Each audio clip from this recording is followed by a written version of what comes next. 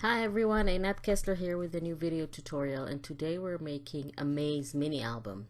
You have all the measurements and written instructions in the link under the video in the description.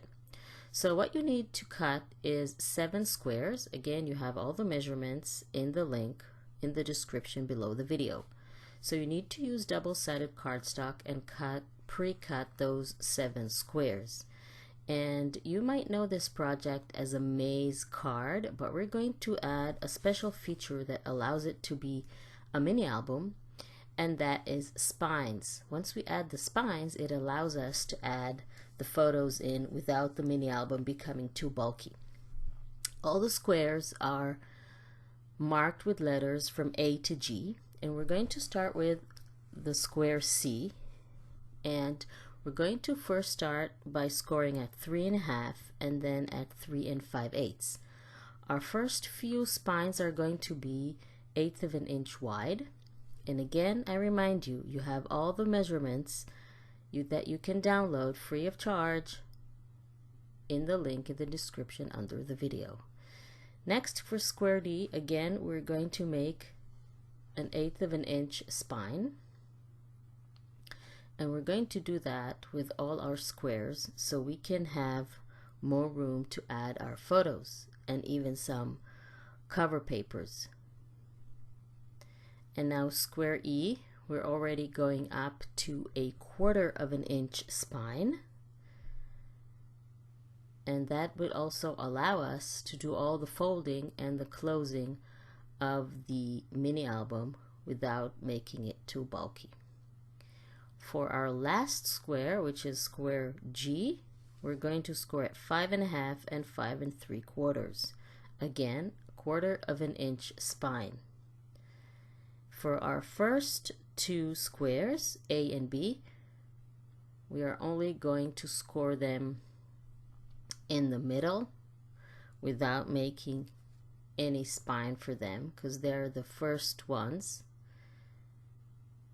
that are going to be folded, so we don't need to allow for more room on these two little squares.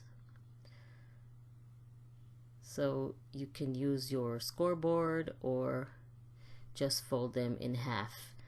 And you also have a supply list in the description, so you'll know what you need to make this great project.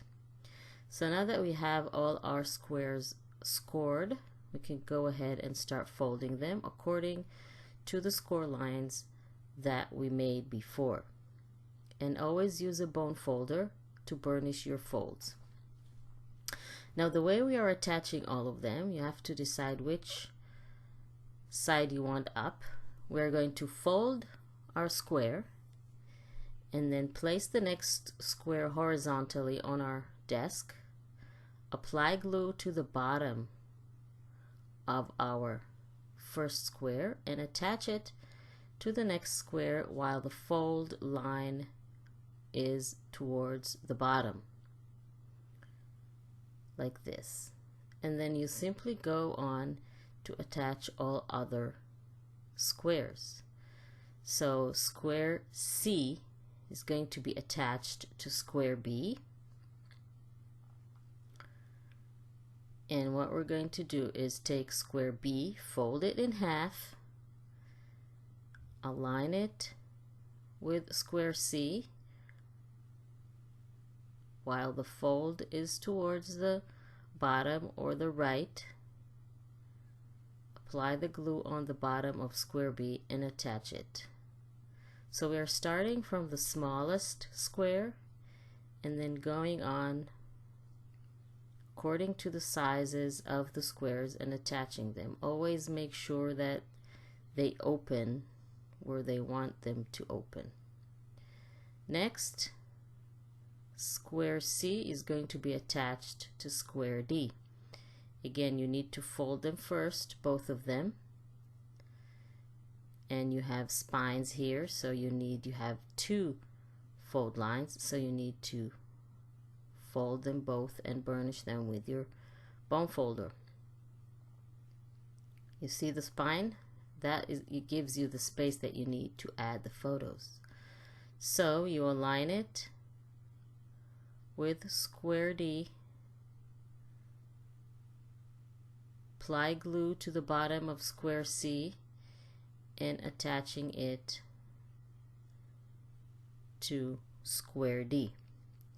And this is how you go on. Always make sure align it with all the edges and the center fold line to make sure that all the edges around and all the spaces are equal. And then you see, always check that it opens correctly, and then you simply go on and attach all squares. Since I have different patterns on both sides of my cardstock, I always try first to see how it looks on each side, and then I decide which side I want to attach and which side I want to be visible. So I'm folding on both squares, applying glue to the bottom, and then attaching it to the larger square. So the only thing that we've changed here from the maze card is adding those spines. And that can be a really great brag book, a mini album, and it can still be a card. You can still write things in it and combine it with your photos as well. So it can be a card, a mini album, or both. It's a great gift, by the way. You can put it in an envelope and send it in the mail. So that's really cool.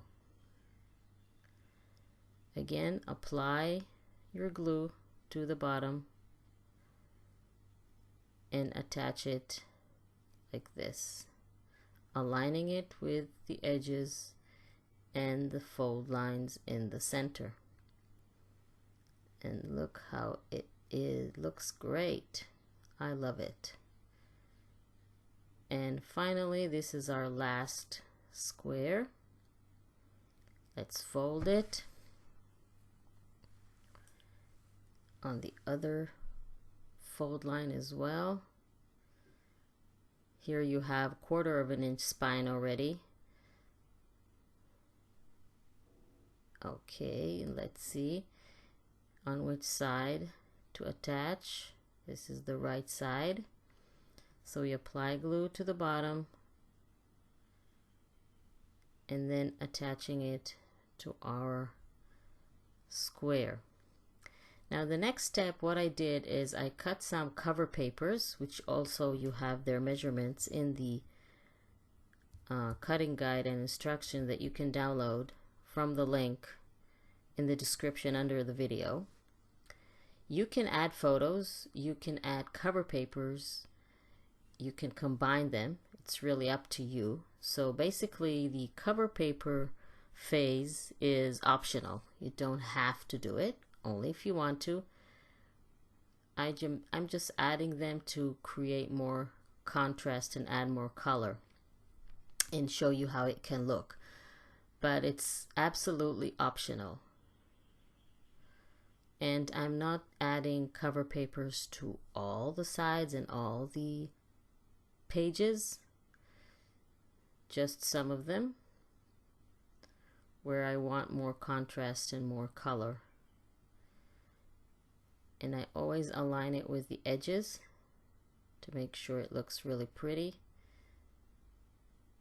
And again, instead of cover papers, you can add photos. You have lots of room for photos, for journaling, for cover papers. You can mix and match and give it your own personal touch and design. You can do the entire mini album from solid color papers and then add pattern papers. You can mix and match solid papers and cover papers and pattern papers. You can just go ahead and play with the papers that you have in your stash. So I'm adding solid color where there is pattern, and pattern where there is too much solid color. So I can mix and match and change how it looks. So basically our maze mini album is complete. And again, like I said, all the measurements that you need are in the link in the description that you can download. Please subscribe to my channel if you like this video, and don't forget to click on the bell icon to be notified when I upload a new video. Thank you very, very much for joining me. I hope you like this video, and I'll see you next time.